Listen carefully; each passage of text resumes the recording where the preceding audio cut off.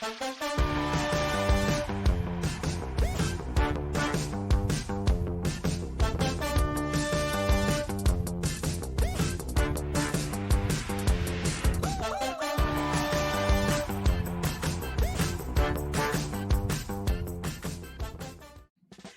those early weeks of bringing your baby home, it's really important to get to know them in terms of the feeding. This is going to take time and patience. Whether you're breast or bottle feeding, the baby's feeds are about the same amount, about 7 to 9 feeds in 24 hours.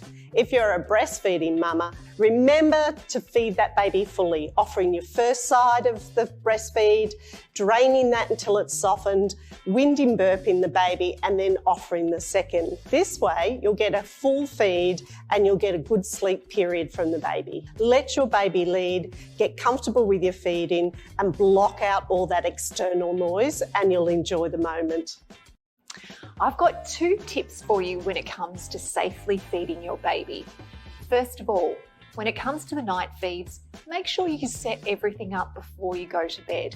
The last thing that you need is falling over with bub in arms over the obstacle course in your room. So please make sure that you have a clear path to baby and everything next to you that you need for the night. The other tip is don't use a microwave to heat up bottles of either breast milk or formula. What can happen is the contents of the bottle can heat unevenly, which is a risk for burns. So always make sure that you're heating bub's feeds in warm water. Whether breastfeeding or formula feeding your baby, it's so easy to get caught up on your baby and to forget about yourself. But remember to stay hydrated. Drinking 2 liters of water per day is not always easy. But why not try adding your favorite fruit to it, cutting down on caffeine, or focusing on fresh fruit and vegetables that naturally contain water? That will help to keep your energy stores up. The other thing that we don't want to forget about is eating nutrient-dense snacks. Now, I know it's easy to reach for junk food or sugary or salty foods, but focusing on things like quality proteins, healthy fats, and complex carbohydrates means that your energy stores are going to be stable throughout the day. Feeding is so difficult for many people, and amongst all the challenges and stress that come with it, we need to remember to look after the source of the feed, which of course is the mother.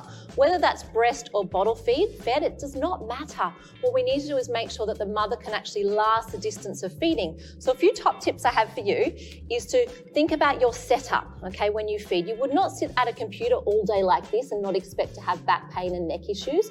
So it's going to be exactly the same for feeding. So take your time to open up your shoulders, have multiple little pillows to actually rest baby on, look at bub to attach, and then pull back. After the feed, make sure that you actually open up through the shoulders and undo what you've just done for that period of feeding, okay, through stretches and mobility.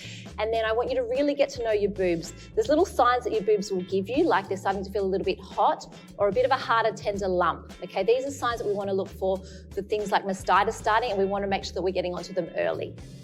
Without a doubt, one of the hardest aspects of the first few weeks and months of adjusting to parenthood is adjusting to feeding. If I could just tell new parents one thing, I would tell you that feeding is not just an innate thing we should just know how to do, it's a learnt skill, and it takes most babies about 6 weeks to get the hang of it. I think if new parents can just surrender to the fact it's going to look and feel a little bit messy in the first few weeks, and that if we can just be really kind to ourselves and accept that it won't look perfect, but if we stick with it week by week, day by day, it gets a little bit easier. Many people are really surprised when I let them know that my hardest baby to feed was my 4th. I'd fed 3 other babies before him, and he really took a full 6 weeks to get the hang of it. And I think that can be surprising because we think it's all about us, when in fact it's all about that little person learning how to do this for the very first time. Feeding, what an amazing and important topic to talk about. I know as a new mum myself, being in that hospital, those first 48 hours are so stressful. You have midwives coming in, grabbing you, trying to help you feed, doing all sorts of things that cause lots of anxiety and pressure. You're getting opinions from every midwife, and you're getting probably a million different midwives coming in at different times. You got parent pressure, you have pressure from other new mums, And that can cause a lot of anxiety. So it's really important to know that no matter where your child's getting their nutrition from, the most important thing is to focus on the cues of your baby, attuning to them and meeting those emotional connection needs, because that's all a child needs for their brain to develop. It doesn't matter where that nutrition is coming from. They just need you.